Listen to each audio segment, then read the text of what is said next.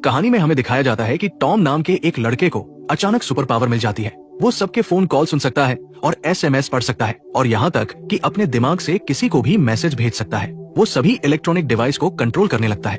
लेकिन आखिर ये हुआ कैसे? अब हम कहानी को शुरू से समझते हैं। कहानी की शुरुआत टॉम के एक गली से गुजरने से होती है। तभी वो अचानक डेनी से टकरा जाता है। डेनी उसे वो MP3 प्लेयर देता है जो टॉम ने उससे मांगा था। स्कूल में टॉम का पढ़ाई में बिल्कुल भी मन नहीं लगता। उसकी नजरें हमेशा लूसी पर टिकी रहती है। वो उसे काफी समय से पसंद करता है। क्लास के बाद लूसी खुद उसके पास आती है और पूछती है, क्या तुम मेरी साइंस में मदद कर सकते हो? मुझे केमिस्ट्री में बहुत दिक्कत हो रही है। फिर लूसी कहती है, चार्ली के घर मिलना, हम वही पढ़ाई करेंगे। कुछ देर बाद वो लूसी से मिलने के लिए चार्ली के घर निकल जाता है। लेकिन जैसे ही वो पहुंचता है वो देखता है कि एक आदमी फर्श पर बेहोश पड़ा है। कुछ ही पलों बाद गुंडों का एक झुंड कमरे से बाहर निकलता है। वे कुछ रिकॉर्ड कर रहे थे। घबराकर टॉम भागने की कोशिश करता है, लेकिन एक गुंडा उसे गोली मार देता है और वे सभी वहाँ से भाग जाते हैं। 10 दिन बाद टॉम अस्पताल में होश में आता है। डॉक्टर समझाते हैं कि जब टॉम भाग रहा था तब उसका फोन उसके सिर के पास था और गोली पहले फोन से टकराई। फोन के टुकड़े उसके सिर में घुस गए, लेकिन किस्मत से नुकसान ज्यादा गंभीर नहीं था। डॉक्टर उसे चेतावनी देते हैं कि अगर कुछ अजीब महसूस हो तो उन्हें तुरंत बताएं। टॉम तुरंत लूसी के बारे में पूछता है और नासी बताती है कि वो काफी पहले ठीक होकर घर जा चुकी है। घर लौटते समय टैक्सी में ड्राइवर टॉम को अजीब तरीके से घूरता रहता है, जिससे वो परेशान हो जाता है। जैसे ही टॉम मीटर की तरफ देखता है उसे अचानक कुछ अजीब महसूस होता है और वो फिर से बेहोश हो जाता है। जब वो होश में आता है तो वो अपने घर के बिस्तर पर होता है। अगली सुबह नासी नोटिस करती है कि उसकी चोट थोड़ी बेहतर लग रही है और उसे लूसी से मिलने जाने की सलाह देती है। टॉम कुछ फूल लेकर उसके घर जाता है। टॉम उससे माफी मांगता है कि वो उसे बचा नहीं सका, लेकिन लूसी कहती है, तुम्हारी जगह कोई भी होता तो वही करता। तुम निहत्थ थे और अकेले थे।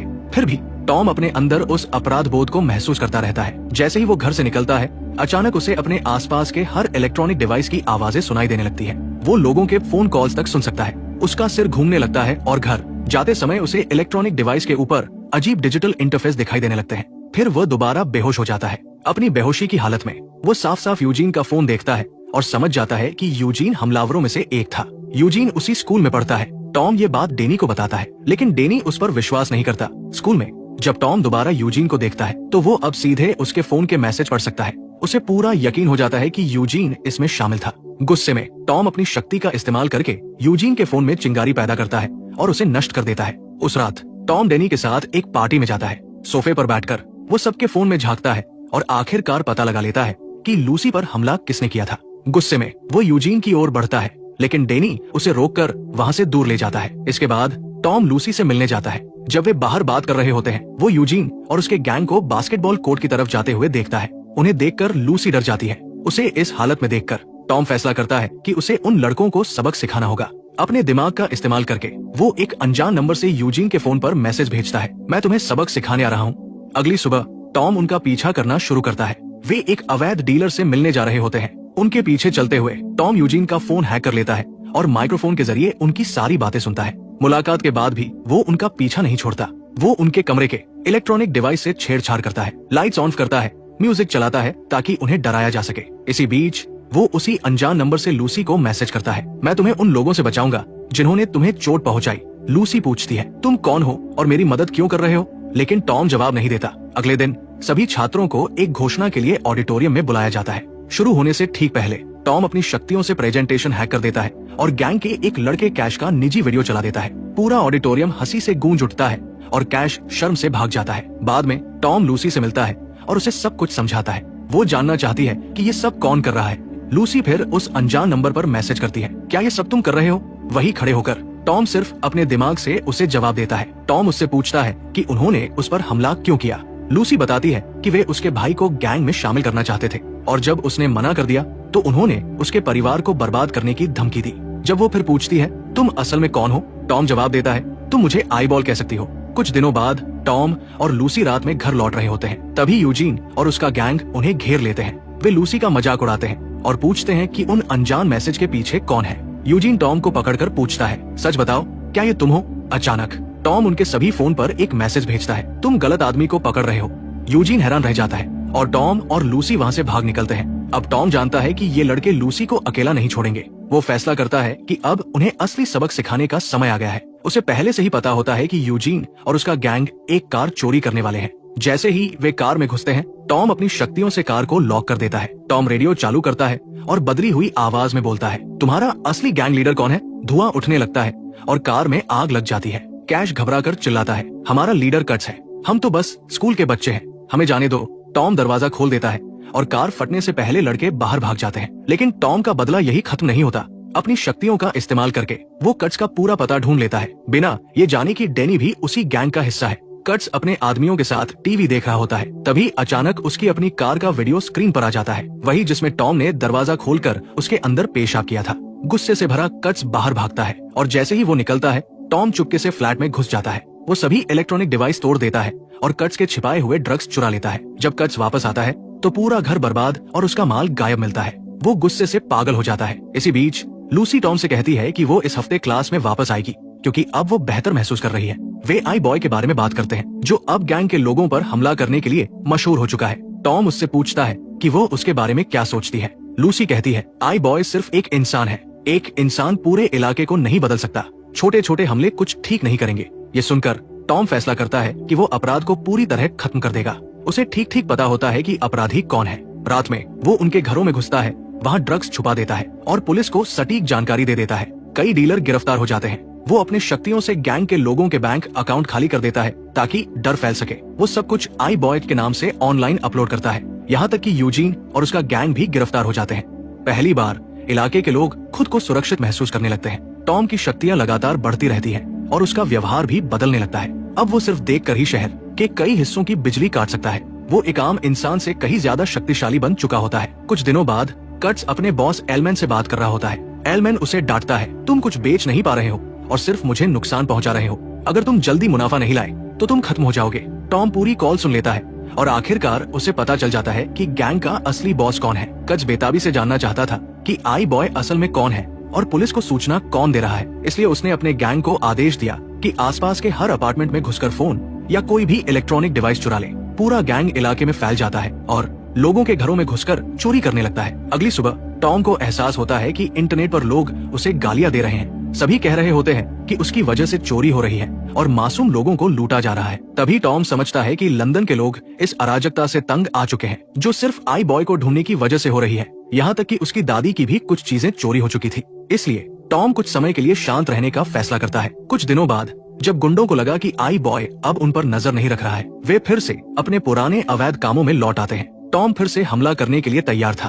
वो पहले से ज्यादा शांत हो गया था और दादी नासी को चिंता होने लगी कि कहीं वह किसी मुसीबत में न पड़ जाए। उन्होंने डेनी से कहा कि वो टॉम पर नजर रखे। इसी बीच कट्स अपनी कार की ओर जा रहा होता है और दूर कहीं आई बॉय उसे देख रहा होता है। टॉम लूसी को मैसेज करता है, उसे बताता है कि वो आज रात सब कुछ हमेशा के लिए खत्म कर देगा। टॉम कट्स की कार को उसके फोन के जरिए ट्रैक करने की कोशिश करता है, लेकिन कट्स अपना फोन पहले ही कूड़ेदान में फेंक चुका होता है।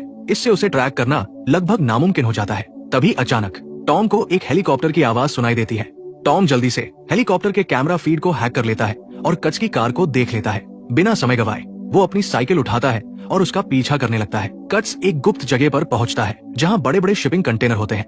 टॉम अंधेरे में छिपकर सब कुछ देख रहा होता है। वो पास में एक गार्ड को देखता, अपनी शक्ति का इस्तेमाल करके वो ऑनलाइन कई वीडियो देखता है कि पीछे से चुपचाप किसी को कैसे गिराया जाता है। फिर वो वही तरीका असल में अपनाता है और बिना आवाज किए गार्ड को बेहोश कर देता है। टॉम को एक बड़ा बॉक्स मिलता है जो ड्रग्स से भरा होता है। वो पूरे माल में आग लगा देता है ताकि डीलरों को भारी नुकसान हो, लेकिन इससे पहले कि वो भाग पाता, कट्स और उसका गैंग वहाँ आ जाते हैं और चारों तरफ से उस पर हमला कर देते हैं। वे उसे बेरमी से पीटते हैं। एक पल के लिए टॉम को लगता है कि यही उसका अंत है। खुद को बचाने के लिए वो आसपास के इलेक्ट्रॉनिक डिवाइस का इस्तेमाल करके एक बहुत ही कम फ्रीक्वेंसी की आवाज पैदा करता है, जो इतनी तेज होती है कि हर गुंडे के कानों को चीर देती है और वे दर्द से गिर पड़ते हैं और टॉम किसी तरह वहाँ से भाग निकलता है। अगली सुबह जब टॉम की आँख खुलती है तो वो खुद को एक अनजान जगह पर पाता है। इसी बीच लूसी उसे लगातार फोन करती रहती है, लेकिन टॉम फोन नहीं उठाता। एग्जाम के बाद लूसी की मुलाकात टॉम से होती है और वो गुस्सा हो जाती है। टॉम समझाने की कोशिश करता है कि पिछली रात कुछ गलत हो गया था। जब वे मुड़कर देखते हैं तो वहाँ कैश की लाश लटकी हुई होती है। टॉम अंदर तक हिल जाता है। बाद में एक छत पर खड़े होकर टॉम डेनी से बात करता है। टॉम पूछता है कि कैश को किसने मारा होगा। डेनी जवाब देता है कि कैश की मौत आई बॉय की वजह से हुई है। वो कहता है सब कुछ उसी दिन शुरू हुआ था जब लूसी पर हमला हुआ था। डेनी मानता है कि कैश गैंग का हिस्सा था, लेकिन ये भी याद दिलाता है कि कोई भी इंसान पूरी तरह बुरा नहीं होता। लूसी पर हमले के बाद पूरा समुदाय डेनी की तरह दो हिस्सों में बंट गया था। कुछ लोग मानते थे कि आई बॉय सही कर रहा है और कुछ को लगता था कि वही असली समस्या है। इस तनाव के बीच टॉम अंदर ही अंदर घुटने लगता है। वो डॉक्टर के पास जाता है और उससे अपने दिमाग से फोन के टुकड़े निकालने की गुहार लगाता है, लेकिन डॉक्टर कहता है कि ये सर्जरी जानलेवा हो सकती है और लगभग नामुमकिन है। ये सुनकर टॉम भारी दिल के साथ वहाँ से चला जाता है। उस रात अचानक दरवाजे पर जोर जोर से दस्तक होती है। जब टॉम दरवाजा खोलता है तो कट्स के आदमी उसे पकड़ लेते हैं।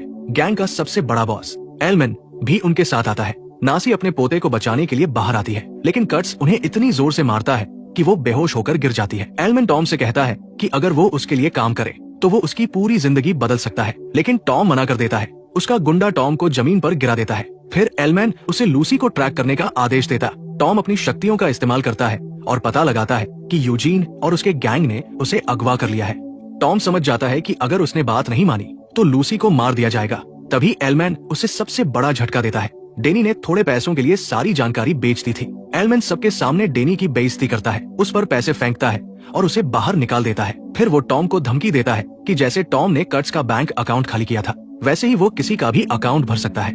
अगर टॉम ने एलमैन के अकाउंट में पैसे ट्रांसफर नहीं किए तो लूसी मर जाएगी। टॉम धीरे धीरे पैसे ट्रांसफर करना शुरू करता है, लेकिन उसी समय अपनी शक्तियों से लूसी के पास पड़े फोन के जरिए पुलिस को कॉल भी कर देता है। अचानक पुलिस वहाँ पहुँच जाती है।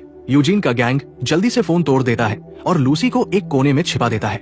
जैसे ही फोन टूटता है, टॉम को अपने शरीर में एक दर्दनाक झटका महसूस होता है। एलमैन समझ जाता है कि कुछ गड़बड़ है और टॉम को सीधे वेयरहाउस ले जाता है। पुलिस से छिपते हुए यूजीन अपनी बंदूक गिरा देता है। लूसी तुरंत उसे उठा लेती है, लेकिन तब तक पुलिस जा चुकी होती है। वो बंदूक तीनों लड़कों की तरफ तानती है और उन्हें घुटनों पर बैठने को कहती है, लेकिन वो उनकी तरह नहीं थी।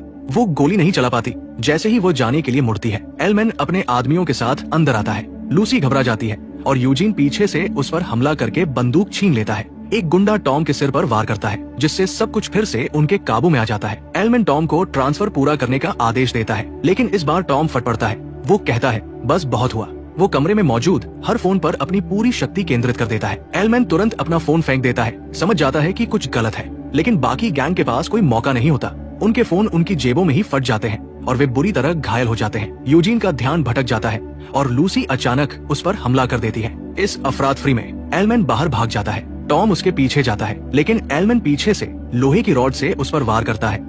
एलमैन उसे खत्म करने के लिए रॉड उठाता है, लेकिन जैसे ही वो वार करने वाला होता है, लूसी हवा में एक चेतावनी वाली गोली चलाती है। वो एलमैन पर चिल्लाती है कि टॉम से दूर रहे, वरना वो गोली मार देगी, लेकिन उसकी बंदूक जाम हो जाती है और वो डर से जम जाती है। अचानक एक गोली चलती है और एलमैन के हाथ में लगती है। गुस्से में वो लूसी की बंदूक छीन लेता है, उसे मुक्का मारता है और वो बेहोश होकर गिर जाती है। उसी पल टॉम को होश आता है। लूसी को घायल देखकर उसके अंदर कुछ टूट जाता है। जैसे ही एलमैन रॉड लेकर उसकी तरफ बढ़ता है, टॉम एक भयानक सोनिक चीख छोड़ता है, इतनी शक्तिशाली कि एलमैन तुरंत मर जाता है। लेकिन इतनी ताकत का इस्तेमाल करने से टॉम पूरी तरह थक जाता है और वो भी गिर पड़ता है। जब वो होश में आता है तो वो अस्पताल में होता है और उसकी दादी उसके पास बैठी होती है। घर लौटने के बाद वे साथ में खाना खाते हैं। बाहर टॉम की मुलाकात डेनी से होती है। डेनी माफी मांगता है और कहता है कि उसे अब गंदे पैसे नहीं चाहिए। टॉम उससे कहता है कि उसने उन सभी को पकड़ लिया है जिन्होंने लूसी को नुकसान पहुंचाया। टॉम छत पर लूसी से मिलता है। टॉम ने उसके लिए एक छोटा सा रोमांटिक डिनर तैयार किया होता है।